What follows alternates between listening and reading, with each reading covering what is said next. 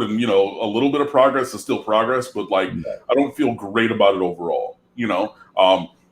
Winning some of the games that we otherwise might have lost in previous years, that Virginia game by a point, things like that, finding ways to win your clunkers is a good thing. The defensive showing against North Carolina was atrocious. It's the worst defensive performance that we've ever seen. And again, this is from somebody who was there for every snap of Clemson 58-0. And I was there for every snap. I, remember counting the people in each section and tweeting that out as the game was going on. And still, you've had a performance that was worse than that. You don't really show up against any team that had comparable or better talent. Clemson, North Carolina, and Oklahoma State. You obviously do some good things with player development. You see some guys really take off, but then De'Aaron King was great. Jalen Phillips, from 3 or 4 years off of football, basically, from when he last played as a sophomore, at UCLA, he really was great. But you have some guys who regressed during the year. Bubba Bolden was, arguably the best defensive player in America for 5 weeks, and then at the end of the season, where was he? And obviously, it just kind of goes together. So there was some good that happened, and we did see some of that. Mike Harley stepping up when the wide receivers were challenged. Yes. But it came to that because we had an open wide receiver competition in the middle of the year because the wide receivers were dropping every pass thrown to them. Yep. So, there were, it was overall a positive, and are there a lot of teams that would otherwise have loved to be 8-3 with the results that Miami had? Yes. But my real thing is this. If we have the same season next year, so the same losses, the same performances, the same looks like, the same feels like through the season, right? If we do that again this year, is that acceptable? Does Manny Diaz keep his job moving forward? For me, the answer is no. Interesting. So, again, I think that given the circumstances and everything, it was better than it could have been, but there's still miles to go before we sleep. 100% agree with you, Cam. For me personally, seeing this season, we won the games we were supposed to win. A lot of ugly games, we snuck out and got the victory. The game against NC State, it was a Big 12 style shootout. High scoring offense, 1st to 45 type of game. We won that game. The Virginia Tech game was like the cardiac canes were back. Seemed like we were going to lose the game, and we held it off. Pittsburgh was sneaking around. Virginia with their scrappy high school offense, whatever you want to call it. It was a lot of ugly wins, but we won the game. The main issue I had throughout the season was when you played the two best teams on the schedule, Clemson, North Carolina, you didn't show up. And one thing that really bothered me throughout the season was we were very undisciplined. You can't go into Death Valley. I don't care if it's at 10%, 50%, or 100% capacity and expect to compete in a football game when you give up over 100 yards in penalties. You can't win a football game if you give up literally close to 800 total yards defensively. So when it came to the two best teams on our schedule, nationally ranked, we didn't show up whatsoever. Like you perfectly stated, wide receivers throughout the season. Hey, after Mike Harley, who else do we have? Seriously. And, Brevin Jordan. Brevin Jordan. Yeah, Brevin Jordan. I would have loved to see, Will Mallory been utilized a lot more. It's going to be very interesting to see what happens going into next year. Obviously, new coaching staff.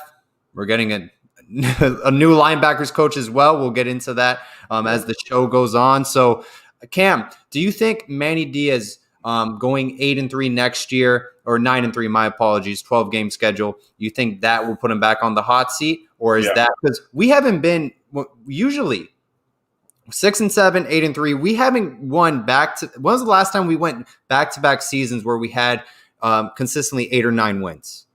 I mean, 2016, 2017. Yeah, I was going to say the Mark Richt, those 2 years, but before that, I was an undergrad back in the early 2000s. I was a freshman in 2000. I was a sophomore for the best team in college football history. But back then, it's not been recent. But no, I don't. Because the thing is, to get there, you're going to have games that look like that, where you have the same or better talent, and then you perform or don't perform in the way that was seen against Oklahoma State with this furious comeback, or North Carolina, who is still just Deshaun Williams, or whatever his name is, Williams kid, is still running over, around, and through everybody on our defense, who's trying to take kill shots, and he's shrugging those off like, you swat a mosquito walking through the park in the summertime down here. But, I mean, no, like if you have 3 or 4 losses in the 2021 season, if we play the season as is with the schedule that is constructed right now, no, because you're losing games you should not lose. Right. To be perfectly honest, I mean, to be the team, be the program that we desire to be and have the trajectory we desire to have with the talent on the roster, with everything is set the way that it is, with one of the literal 3 or 4 best quarterbacks in America, you cannot squander a season like that from D'Eriq King. Now, he got injured in the bowl game. Yep. Fine. I don't like it, but it wasn't like he lost games in the middle of the year.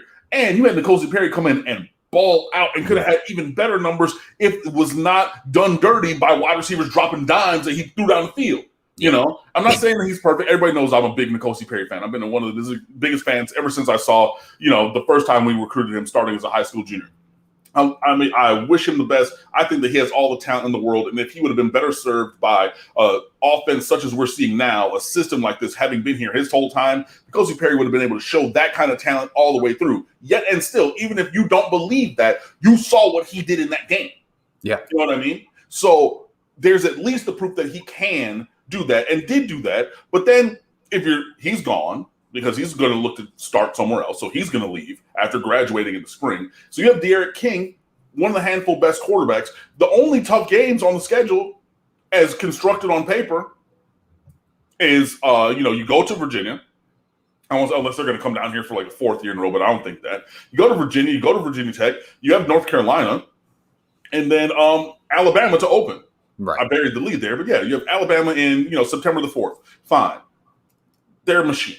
I'm not expecting to win that game. But if you lose 3 and 4 and 5 games with that schedule, then, I mean, and with the roster we have and the recruits that we've gotten in, the transfer, like we have this roster that should not only be an 8 or 9 win roster. So you got to find a way to break through that. And if you can't do that with this roster, with this schedule and this scenario, sorry, buddy.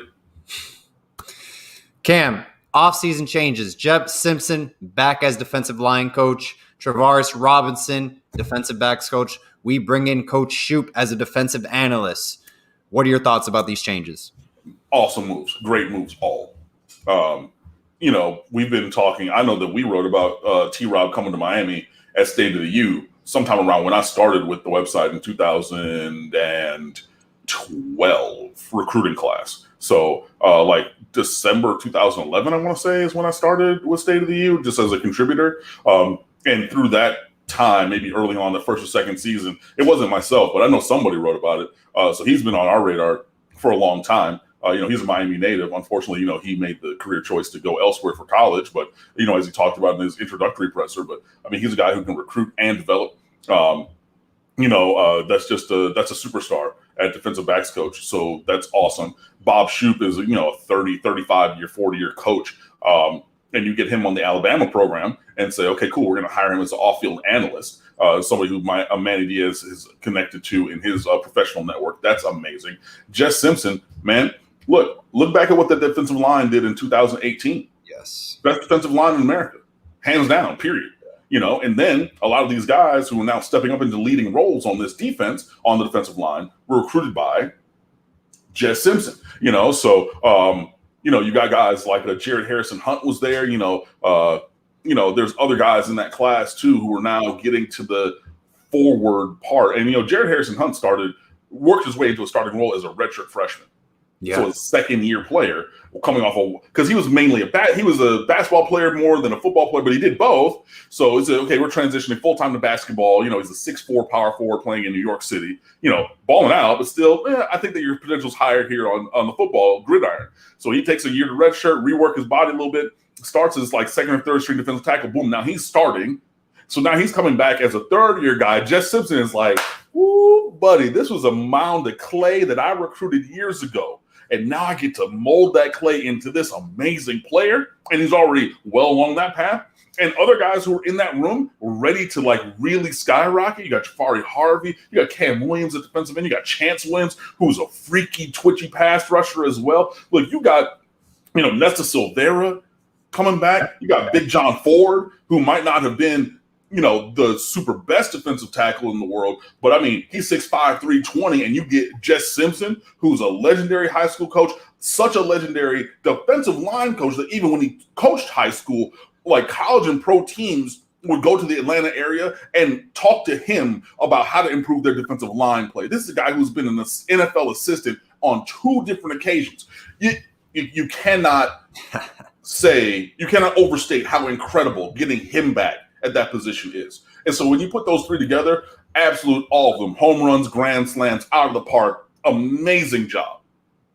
Yeah, Jess Simpson with our D-line in 2018. I mean, that position unit was amazing. Jonathan Garvin, Joe Jackson, Gerald Willis, averaging 10.5 tackles for loss per game. Outstanding. We had one of the best defensive units in the nation that year. If we can just replicate some of that in the 2021 season, we can make something work at the University of Miami. I'm telling you what, with Rhett Lashley putting up 35 points per game, because he put up 34 points per game first year in a COVID season. Hello. Cam, Travaris Robinson, how much of an impact is this going to be in recruiting in South Florida? Last time I counted, just roughly, he had 9 players he recruited throughout his college football coaching career in the NFL. It could be even more. This is just off of 24/7 Sports list. Mm-hmm. I mean, this guy is a that's your ace recruiter on the defensive side of the football, and I believe it's something we've been missing. I do too. Yeah, I mean, that's why we've been talking about bringing him in, because he's a great recruiter. He's a very good developer. J.C. Horn was like a 3-star, borderline 4-star kid at South Carolina who's probably going to be a first-round draft pick at defensive back, at cornerback. So, that's a guy who was recruited and developed by T-Rob up there. I don't know that South Carolina fans are upset when, I bring him up. But, hey, that's fine. You can be mad. I don't get it. Or I do get it. I understand. He didn't necessarily because defensive coordinator there, he was working for Muschamp, who's this guy? And I get it. But if you look at the singular level, you're looking at the player development and talent acquisition and recruiting and things like that, he's done a great job, in all these places. So now he gets to do that here at home. And it was a great, I think, statement by him that in his introductory presser on second signing day that was inconsequential for Miami because everybody had already signed and everything.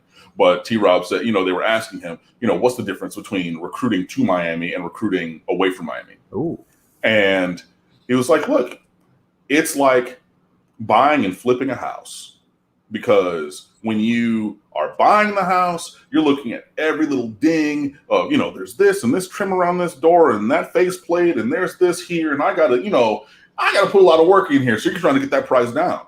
But when you're trying to sell it, it's like, okay, wow, look, this is, granite countertops with this waterfall edge. We did this here. We did this landscaping, premium location, amazing schools in the area.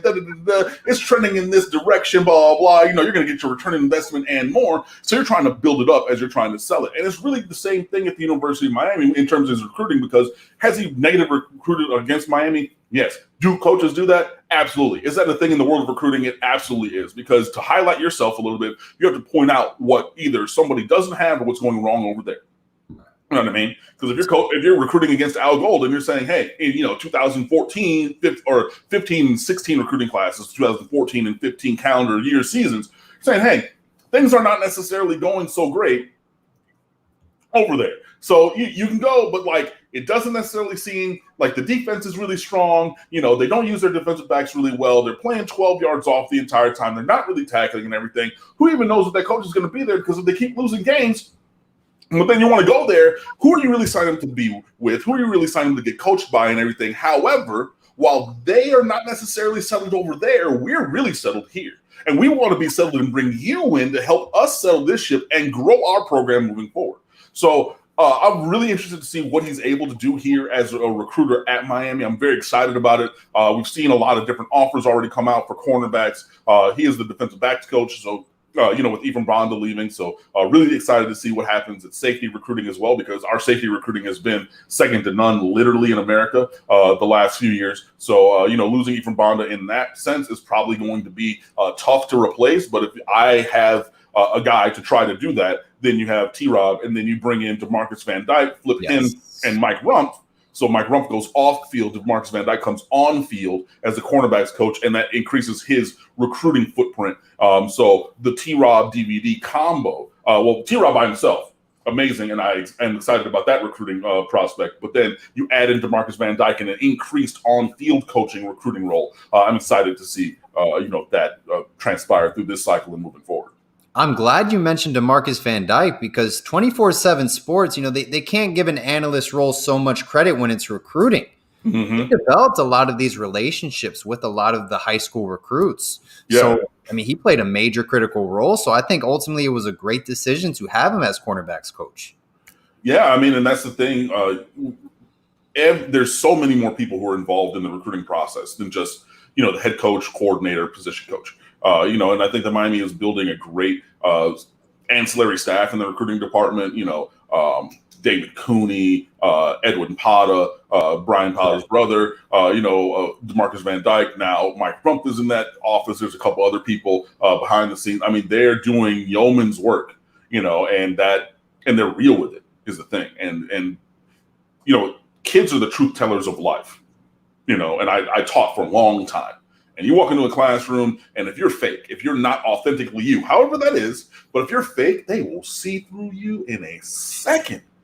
Oh man, no. This man, he's saying this. He's not really about that. He's not whatever. And you think that recruits aren't the same? You try to walk into their house and say, come here and play for me, and you try to talk this big game, and you hear about it all the time, like. Yeah, man, I just didn't vibe with that coach, blah, blah, blah. And some of that is, there's a, obviously oil and water kind of situation with some personalities, but also they can see a snake oil salesman coming. Right. So, when you're seeing things moving in a great direction in terms of recruiting, those foundations, those, relationships really, and you have had people speak about that. Avante Williams, I thought he was going to Florida. You know what I mean? We're talking about that relationship across years. DeMarcus Van Dyke was one of the main ones in with that. It matters, and I'm glad to see the work that he did get valued and then moving forward.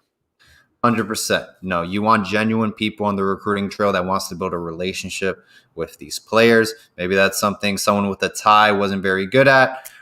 Just talking in the past, but we'll talk about the future now. Travaris Robinson, he's had great connections with local high school coaches. He was a former teammate of Hollandale Beach High, who they have some of the best defensive backs right now in the country. So, yeah, that's going to be a key pipeline for Miami this upcoming season with Alfonso Allen. I think he's one of the top safeties in the nation, 5-star recruit. So look out for that player as well. Cam, we got to talk about Travis Williams. News today. He has been named defensive coordinator at UCF. I was looking forward to Travis Williams a lot coming to Miami. Recently I interviewed Jaron Willis, outside linebacker / safety. I believe he goes to Lee County High School in Georgia. He spoke very highly of Travis Williams. He was a former Auburn Lean, and then Travis Williams comes to Miami, keeps that same relationship. I felt like Travis Williams was going to put Miami in positions to land a lot of elite talent that may be in the Alabama, Georgia area, places where Miami generally doesn't recruit heavily in, bring those connections to Miami. It would have been great in recruiting, like we were just talking about. How big of an impact was Travis Williams leaving? Where does Miami go from now? You never want to lose a coach like that, I was very excited to have Travis Williams come here. I think he did great work at Auburn, high energy guy, high intensity guy. So your recruiting was very good there. You signed Owen Papo, who was he was a 5-star recruit at linebacker when T. Will coached over there, developed some guys, NFL players, first team all SEC defense. And just again, another guy with DeMarcus Van Dyke and Travaris Robinson on the defensive side of the ball where that energy just infectious and will push things forward. But he was only here for 3 weeks, so how much of a loss could it be in terms of, program structure and recruiting? He has those commitment or connections to these recruits and everything, but those are personal things. So you're going to have who you're going to know who you're going to know. But losing him is not what we wanted because we brought him in here to coach here, at least for a season. You know what I mean? So it's not the optimal thing, but it's not a program killer either. Right. It's not right. It's not everybody, the entire staff getting jobs elsewhere. You wake up one day and like, we have no football coaching staff whatsoever. Right. This is not that. So, I mean, yeah, wish him well elsewhere. Getting a defensive coordinator's job, even at UCF, I think is that could be a spotlight position for him because they have positioned themselves as one of, if not the preeminent Group 5 teams in the country. And he gets to work back again with Gus Malzahn, who he, worked with at Auburn. So, I mean, again, if you're talking about connections and relationship, you have one right there. Like, you worked for me for years. I ended up getting fired from my job. I got another job. So I want you to work for me again, and I'm going to give you a promotion along the way to go and do that. Come on, like it stands to reason why he would do that. So again, it's not the greatest thing in the world, but it's not a debilitating loss. Well, I do want to see where Miami does pivot to get or who they're going to bring in for a linebackers coach to replace Williams. And that, for me, is going to tell the stories. Just like a recruit. If you miss on one kid, that's fine because you're going to have other people who are going to go other places. However, that you still have to put in, or you still have to get a player on the roster. So who are you going to get? And it's the same kind of a thing. But, yeah, like I said, it's not great. Not what we wanted, but we'll be fine moving forward, I believe. Who do you think is capable of filling in that role? I know there's been names floating around. When I had Manny Navarro on the show, he said Michael Barrow, even before we hired Travis Williams, hey, he might be interested. I know he didn't coach, a couple years ago, but I mean, I thought he developed our linebackers very nicely under his time with Randy Shannon. Mm-hmm. Randy Shannon is another name that people say, hey, he's in the market. I think Jamar Chaney, believe, is the name out of Mississippi State defensive analyst where Twitter is going crazy about. Yeah. So who else do you think that comes to your mind that possibly could be a potential candidate for this position? Honestly, man, I don't even know. I haven't really thought about it too much. I was working the secret day job. I saw it and when I got home at 4, 5 something, and then I took a nap before I came on. So I haven't really even thought too much more than those names. But I mean, those guys, and there's probably a couple other people who are out there. But, this should be a position where you're able to select someone good. You should not be scraping the bottom of the barrel or anything like that. You've already named 2 reasonable options because Randy Shannon, no. But I don't need to go back down that path. And also as a position coach, that's fair. That's fair. And he sued the University of Miami for, when he left out of here about compensation and whatnot, which is public knowledge. So no, I don't. Really? No, thank you. Michael Barrow, he'd worked here before. Okay, cool. Jamar Chaney, if you deem him ready as to step up into an on-field coaching role at linebackers and everything, great. If there's another reasonable or peer level candidate and everything, which there are probably, if you're talking about a position coach somewhere else or a co-assistant coach somewhere else or an analyst somewhere else who, like Jamar Chaney, you deem to be of the ilk to step up into this position, then you go and get them. If you think you have somebody in the room, then you can do that. I don't necessarily think that we do have anybody in the room to go do that, but we'll see. But, yeah, there should be plenty of options. And, again, it's your number 10th defensive coach. You'll be okay. This is, again, not a program-breaking position as long as – no, it's not a program-breaking position. Switching over to the transfer portal, Cam, this has kind of been part of the University of Miami football program every offseason, picking a select few to come in, make a big impact. I feel like over the years, Manny Diaz has been a little bit more picky with players. First year, he brought on Austin Martin, Tommy Kennedy, Bubba Bolden, Tate Martell, the list goes on. Then he's been a lot more selective. How would you compare this transfer portal class to others? I mean, I think it can be very good. Okay. You're not going to have the thing you don't have is the De'Aaron King star power. Like that singular player at the top of the class. But in the 3 guys that you bring in, again, you're bringing in starting level contributors. Oh, thanks, Bert. Appreciate it. Yeah, so you're bringing in starting level players. So, Tyreek Stevenson, Charleston Rambo, and DeAndre Johnson. Um, that's a very solid trio. They address needs on the roster of a number one wide receiver, a cornerback, a dynamic, big corner in Tyreek Stevenson, and, a starting / top rotation defensive end. I mean, he's going to be in the two deep, if not starting. DeAndre Johnson, that is. So, yeah, that's a solid group, man. And there's been more misses with the transfer portal than I think that we remember. Like, there's been a lot of hits. Like, don't get me wrong. Like, we're hitting the high notes, but there have been some misses along the way. And just some kind of filler. Chigozie Naruka, from UCLA, defensive tackle, he was fine. But when you think transfer portal, you think Jalen Phillips. You think Quincy Roche, you think De'Aaron King. Yeah. But there's more along the way, in the few years of this that have come through. But I like this group of three. Again, it fills needs on the roster. It augments the recruiting class that was signed as well. In that, so we signed 21. We counted somebody forward from last year, whether it was Jared Williams or Isaiah Walker. It doesn't matter. One of them counted forward. And then you had the 3 transfers, and that's your 25, 21 plus 1 plus 3, 25. This is a good group, and I'm very excited to see what they can do. And you still have some of those top guys on the roster. And look, man, you bring in Jalen Phillips, former number 1 overall recruit in America. He plays like it.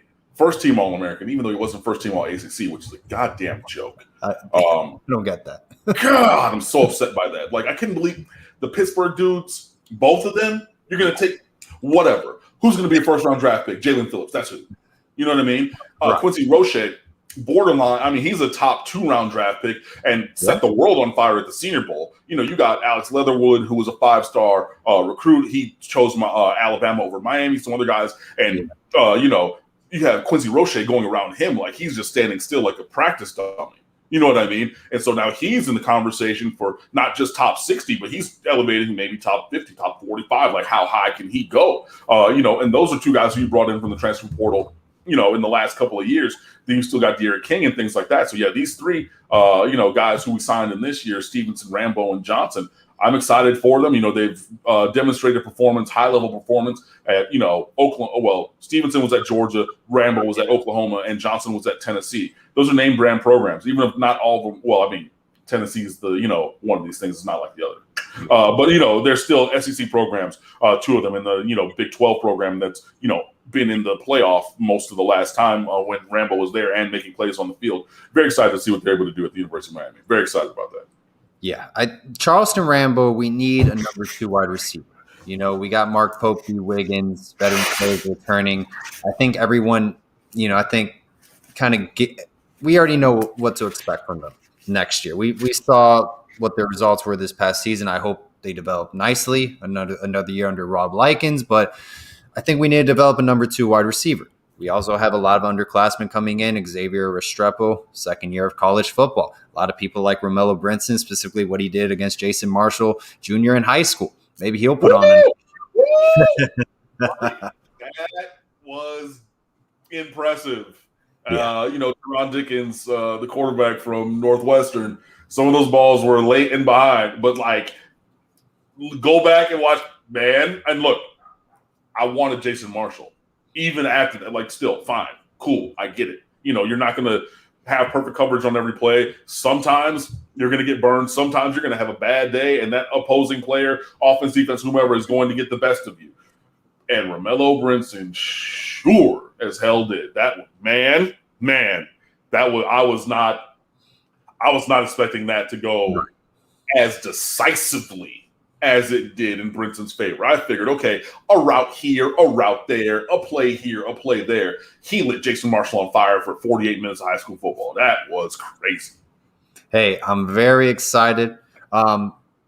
Speaking of all these great underclassmen coming into the University of Miami, what are you looking forward to seeing from spring practice? Whether it's, true freshmen coming in, the infamous Jake Garcia, we'll see what he let's see what he brings to the table at the quarterback position. So what players will you be looking out for? I mean, I want to see what happens with the quarterbacks. I don't want to talk too much about that because I'm going to have Roman write something about, or I might even write it myself. It's been a while because Roman, is a quarterback kind of focused guy. He played at St. Thomas Aquinas. He was a starting quarterback back there in the 80s and 90s. Or 90s, I'll say.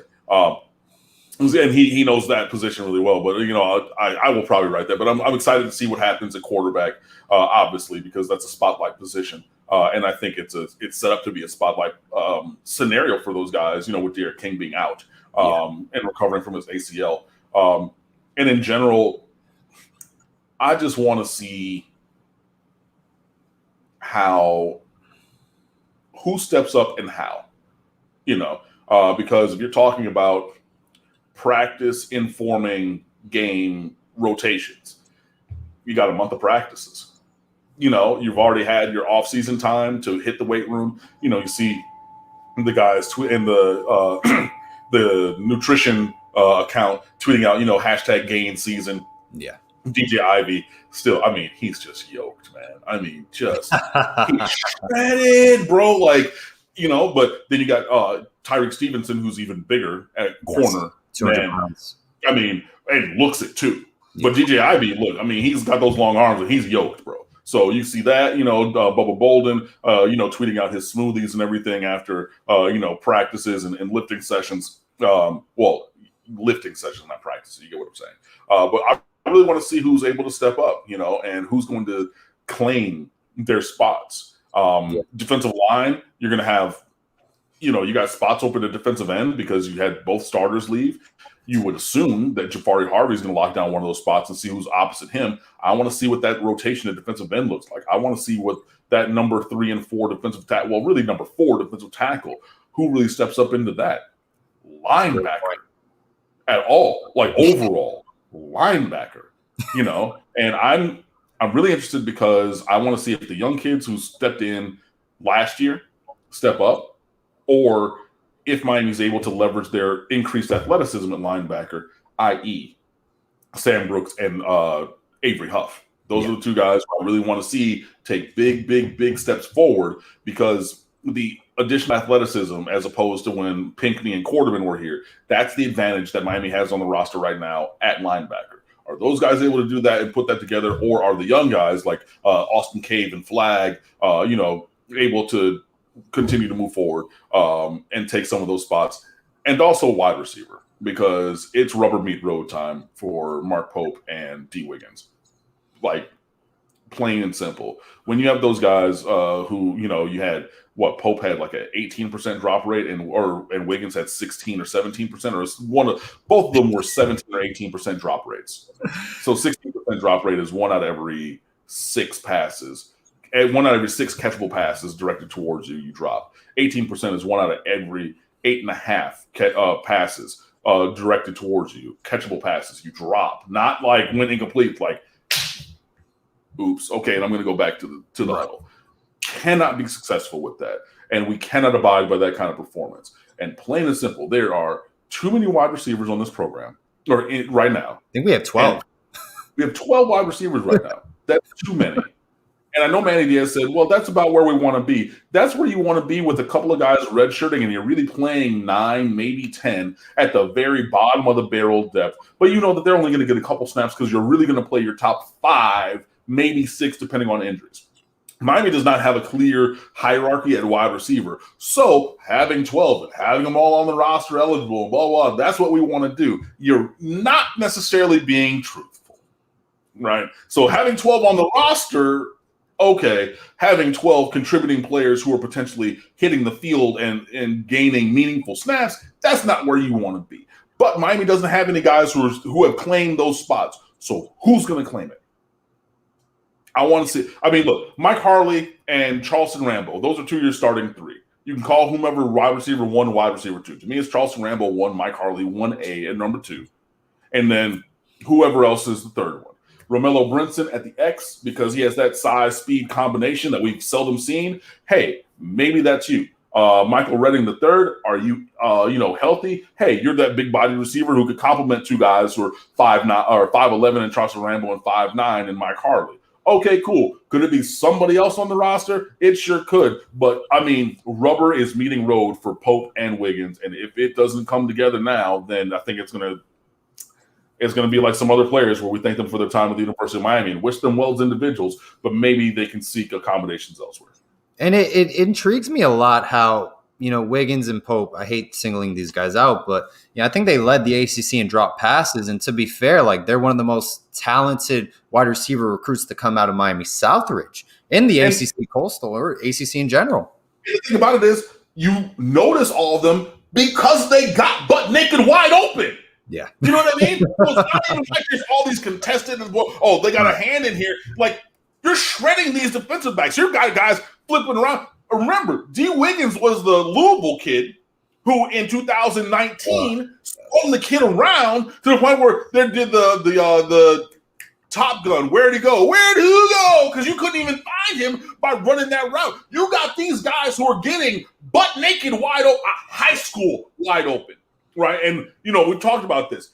High school wide open is I'm going to hold the ball as a quarterback and I'm going to see the entire jersey and then I'm going to throw it. College open is I'm going to see maybe half a jersey. NFL open is maybe I see a hand, right? But you're high school wide open where you see the entire jersey, the full digit number, and then you cut it loose because they've gotten that kind of separation, and then you drop the ball. Look, you're not hiding anything because it's right in the middle of the field in front of God and everybody with no one around you, bro. Right. And those are the number 1 and 2 in terms of drops for wide receivers. I'm sorry. I cannot have that. So I don't know what they got to do. They can think about it, pray about it, hit the jugs machine, but it got to change. And if it's not going to change for them, somebody else is going to come and get that job. Believe that. Leads me to the offensive side of the football, Cam. What do you want to see from this offense during spring practice? I want to see just continuing to hone the identity of the offense. And it's going to be a little different because neither Van Dyke nor Garcia nor Peyton Matoka move like Derek King. And the move thing is that when something breaks down and, oh, shit, I got to go, that's the difference thing. So I want to see a leaning into the identity of the offense. I want to see the offensive line maybe take a step forward. And the consistency, I want to see that step up because the explosion, I think, is going to be there. Because if nothing else, Keyshawn Smith, oh my God, Berg, that's my guy.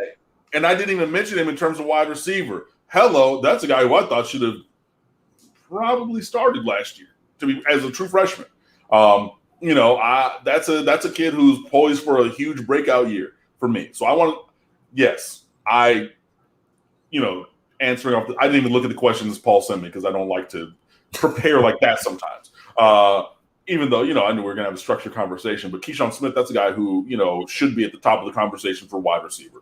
I want to see the consistency and the identity of self in terms of what the offense is and what they try to accomplish. I want to see that go forward because the explosion, I believe, is going to be there. Rhett Lashley has demonstrated that he can scheme guys wide open.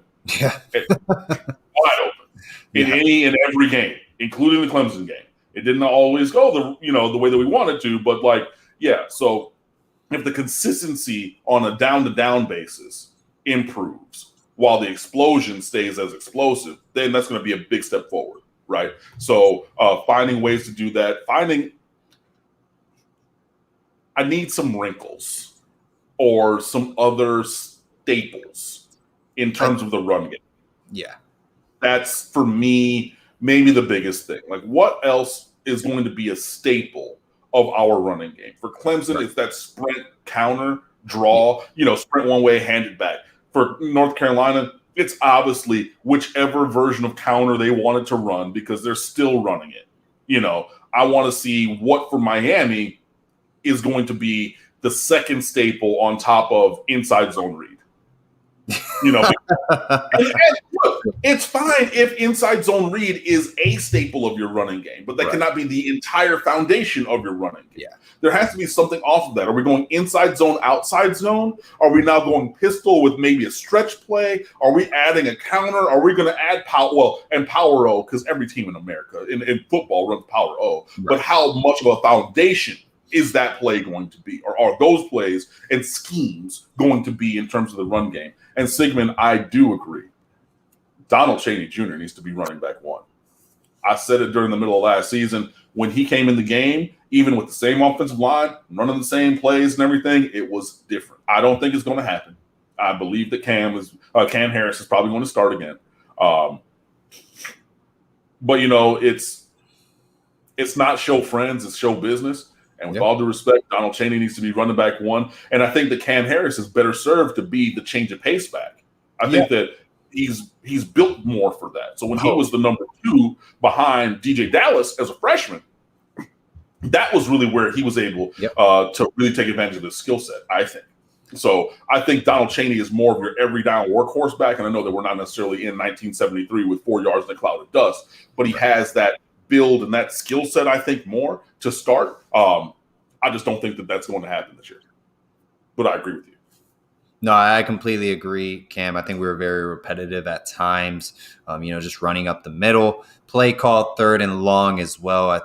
There were times where it was just a quarterback draw running up the middle. Well, I mean, but you also have to balance, like, what's the cost benefit of going risky, if you will, on 3rd down. Like, sometimes if you're backed up, I'm going to run the ball. I'm going to, throw a draw or a screen, get 8 or 10 yards on 3rd and 17 and punt the ball with, the number 2 best punter in America. Percy Harvin whatever his name is, from Georgia Tech, won the punter of the year. Calvin Johnson? No. Oh, sorry. No, the punter of the year from this year. Harvin. I know his name is Harvin. It's not Percy, though, but he won the Ray Guy Award. For I know you're talking and then Lou Hedley literally came in second for that. So you have, a guy who probably will be in the same conversation for the best punter in America. And sometimes on 3rd and long, that's the, discretion is the best course of action, but if it's in a tight spot where it's the opponent's 42-yard line, 3rd and 15, 4-point game, gotta have it because a 55-yard field goal only gets you within 1 point where we're trying to win and we really need this play. That kind of scenario is, where we want to see maybe some more dynamism from the offense. But, that's my thought. Cam, with everything we've spoken about, do you think the 2021 Miami Hurricanes will be a better football team overall than the 2020 Miami Hurricanes? I don't know. Yeah, I don't know. That's a great question. Honestly, that's a really good question. I think we should be better in terms of record. Okay. Should. I don't know that that's going to come to fruition. But again, unless it's hard for me to say yes until Miami starts winning games that maybe they shouldn't. You know what I mean? Yeah. These 50-50s, these, 33-70 or 67s, like you're going into these tough situations or tough games. Maybe a 9 or a 10-90, like the Alabama game. That's now. I mean, that would be different. That would be that would be 2 or 3 major steps forward for me. But you got to start winning these games. Cam? Oh, sorry to interrupt you. Go ahead. I just thought about this. How about this? When was the last time Miami won a non-conference game? Notre Dame, 2017. Notre Dame. There you go. How about this? Let's see how we do against Michigan State, against a good Mel Tucker head coach. They're going to play all 4 quarters. That I know they're going to give it 100% effort. Yeah, that for me is one that is maybe a little bit more of a spotlight game. If y'all don't know, I'm from Detroit.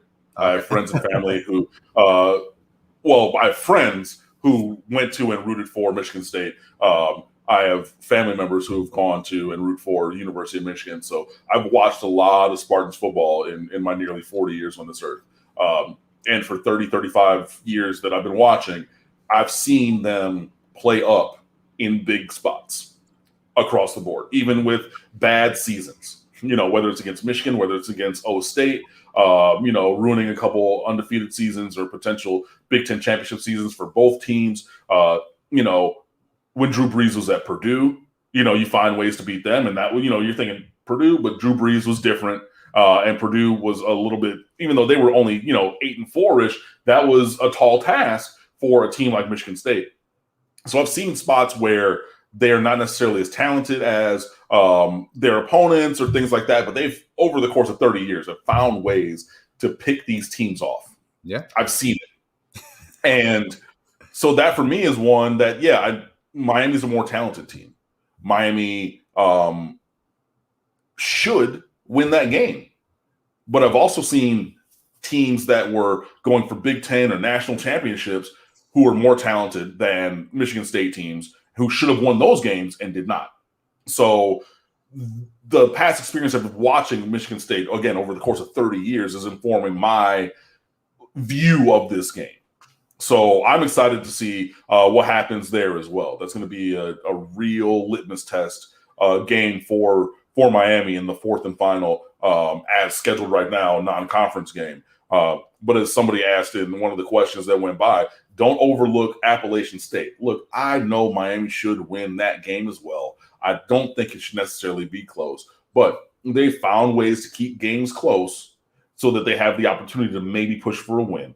They even won at Tennessee a couple of years ago and things like that. Miami's better than that Tennessee team. And I don't think this Appalachian State team is as good, especially when you lose the running back, Shamar Jean-Charles at cornerback. Shout out to him. He went to Miramar when I worked there. Good kid, developed into an NFL draft pick over the course of 5 years, big physical cornerback and everything like that. But you lose some of those guys, I don't think that they're going to be that kind of good, and I don't think they're going to win that game.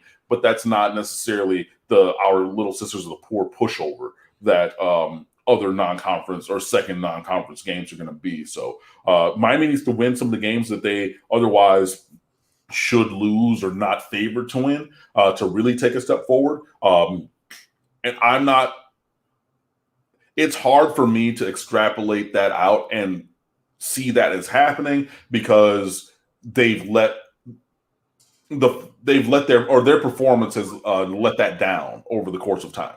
Where you think, okay, this should be a 9 or 10 win season, and if you flip it up, this should be a 2-loss season, right? But you lose 4 and 5. That means you found some other losses where we're writing in wins in pen. You know what I mean? And I just need to see that change. 100%. No, I 100% agree, Cam. Why is it so hard for Miami to win the ACC Coastal? And this is my next question. What needs to happen for us to win the ACC Coastal this next season and consistently every year? Because it used to just be someone's going to win every year, a different team. Now it seems like, hey, North Carolina has taken some nice strides. They have a nice staff, a great quarterback in Sam Howell, in my opinion. Ty Chandler, Tennessee leading rushers coming on board. Love what Mac Brown has done in 2 years of work at UNC. What do we have to do, Cam? I mean, I just said it. Not find losses where wins live on the schedule. There's clunkers every year.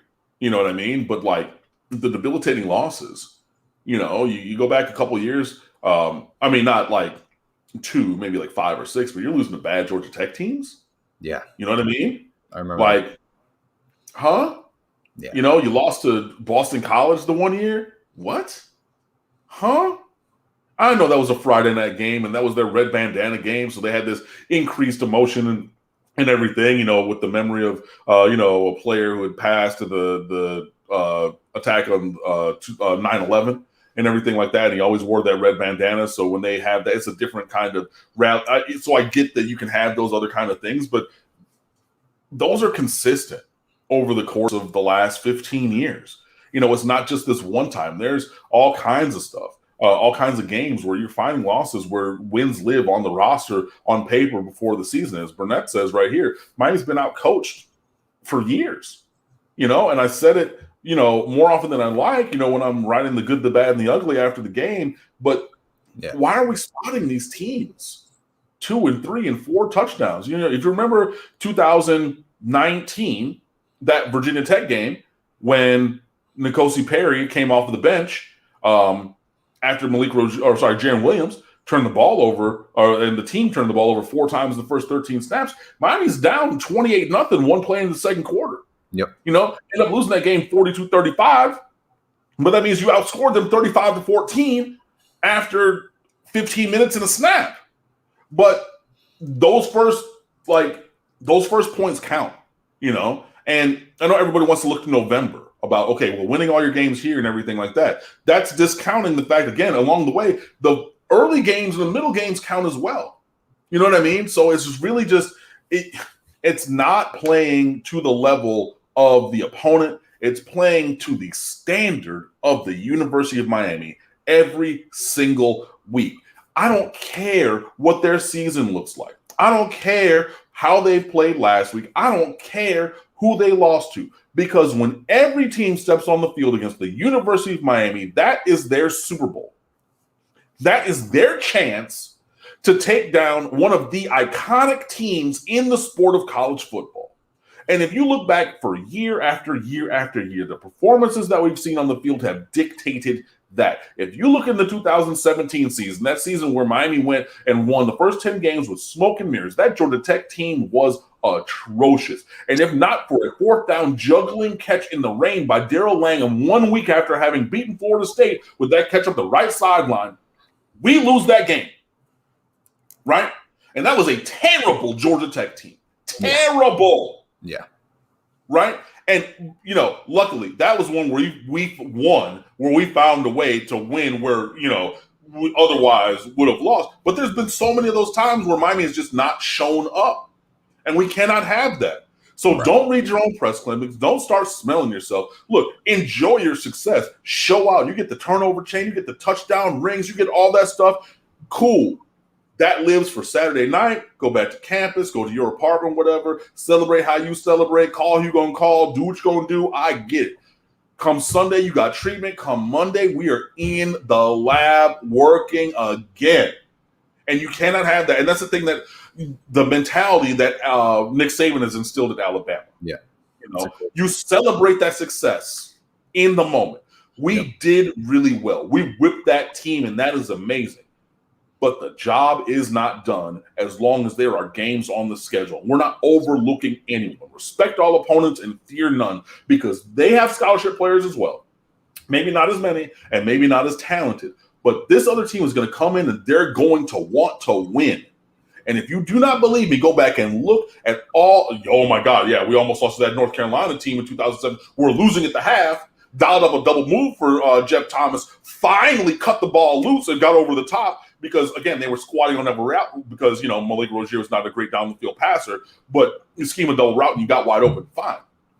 But if you look over the course of 15 years, you as viewer can go and look at the season schedule, wins and losses, and be like, that was a win on the schedule that we lost. That was a loss. That was a win where we found a way to lose. There was a team that we overlooked. Cincinnati in 2015. Oh, my gosh. You know what I mean? Yeah. I think I wrote 37. No, it wasn't even 37 words. I think it was 18 words for that recap. Because I was like, why write? Like, why am I going to sit here and lend my time? And really, bro? You know what I mean? But you can go down all these years and find where Miami as a program overlooked their opponent, tanked their performance, and found losses where wins lived on the schedule. That has to stop, period. And Miami is finding ways to win at home, which is great. I need to find ways to win on the road. And again, with similarly talented teams, a la that North Carolina, who's recruiting at a similar level now, and they got some talent on their roster, you need to find a way to beat them. Because they found ways to beat us since Randy Shannon, Al Golden, where they were not as talented as they are now, but they would put together a scrappy game plan. They would have that, personal fortitude, and they would find a way to go win that game. We need to find a way to be workmanlike and go win those games. And that's how we're going to get there. It's very streaky, Miami's wins and losses as a program. Yeah. We win consecutively, and then we usually lose consecutively. This past season, that wasn't the case. Maybe it was at North Carolina and then Oklahoma State. That was the only consecutive losses back-to-back. But previous seasons, that 2017 mark, we won consecutively. We lost consecutively, and then followed into 2018. So that was a pattern, something I saw. And like you said perfectly, Cam, it's a culture Alabama built, and it's winning football games, a winning culture. And you have to have players buy in because it comes from the first recruiting class that lives and breathes it, then the other recruiting class, and so on and so forth. So if Manny Diaz wants to create that culture at the University of Miami, it's got to start from the ground up. So it's going to be very interesting. Oh, go ahead, Cam. No, and I'll also say that plays, for me, favoritism and seniority. Because shout out to the Wire, seniority is amazing unless you ain't senior. But if that is the sole foundation for who's playing, and it seems to be thus, that needs to change. Because, look, if you got young guys, and it's funny because it's selective. It's like, oh, well, I got these couple young guys, and I'll do that, things like that. But again, the demonstrated performance on the field during the week or during the games would point to say, hey, this other guy, you know what I mean? And that's a thing that can affect the performance and the morale as well. But yeah, I mean, look, if we are who we are and who we want to be as the University of Miami Hurricanes, yeah, play the best players. And I think that we've seen over the course of some time that is not necessarily taking place. Yep. And for me, you need to find a way to work with those players' strengths, and so have them do what they are good at doing and not have them do things they're not good at doing, because there might be some players who can do everything. So if they can do everything, have them do everything. If you have some players who are good at those two things, do two things. Don't have them do things 3, 4, and 5 because they don't have that skill. And they're saying, oh, well, they can't do that. You knew that, though. Right. You know what I mean? So you just got to really – you got to utilize the talent the right way, and I think play the players who need to be played. And, again, it's not show friends, it's show business. And, I mean, are we here for all of the guys who are Hurricanes? That's great. Do we want them to be personally successful? Absolutely. Do I want them to have a useful degree from my alma mater and go forth into the world and, be contributing members of society? Absolutely. Every single player, even players that you think I hate personally because I've given strong critiques of their performance on the field. No, I wish them nothing but personal success. However, if you're not good enough in terms of football, right, if you're not good enough to do the job and do it well, then I'm going to be harsh on my critique because the job was not done well. And I want somebody who can come on the field and do the job. Now, if I were to name some names, previously people would say, oh, well, yeah, okay, that makes sense, right? Some defensive backs from before. Fentress. Highsmith. You know what I mean? Yeah. They weren't up to snuff. So I wish them well. Fentress is going to be a brain surgeon. He said that even then. Look, that's wonderful. That's incredible. But in terms of being a football player, you ain't had the juice. Yep. So give me somebody who has the juice, especially when on that same team, you have 3 guys who are still in the NFL, in Deion Bush, Rayshawn Jenkins, and Jamal Carter. Yep. Well, you're playing this guy who didn't have the juice, didn't have the range, and is like gone pro in something other than sports, and that's fine, and that's okay. But again, if we're talking about football, we're talking about the sport. We're talking about the performance in that sport. We're talking about going pro or developing in that sport. I need those players who can do that. And I think that we have some of those. I think we have a lot of those, but sometimes we're not using them to the success of the program. And that's what gets frustrating for me. So I do want to see them move forward. I want to see them play their best players. And you know what? If you're going to lose some guys to the portal, that means you weren't about this life. You know what I mean? That's fine. This isn't for everybody. It's all right. But play the best players and go win some games. Cam, it's been a great segment. We thank you very much for your time. I got one more question before I let you go. Good. You believe Manny Diaz is the right guy at the University of Miami? I think he's the right guy at the University of Miami. I'm not necessarily sure if he's the right guy to be the next national championship coach at the University of Miami. And I think that everybody feels a role along the path, the progressional path of the program. And I think that Manny Diaz I'm waiting to see how high the ceiling is. Okay. Al Golden was great for cleaning the program, getting the baseline settled, and turning things around from the Nevin Shapiro time. Fine. Okay, cool. Whatever. But he was a baseline setter. So we're going to kind of have that factory reset, and then we're going to go up from there, right? So then he was a foundation layer. Clearly, that day against Clemson said, okay, that was the end. That was the terminal ceiling of his potential here at Miami. Bring in Mark Richt, you raise the ceiling a little bit more, you push the ball down the road. He decides to leave for whatever reasons. Fine, you bring in Manny Diaz. Sure, it's his first time as a head coach, but he's doing the work that needs to be done in terms of this.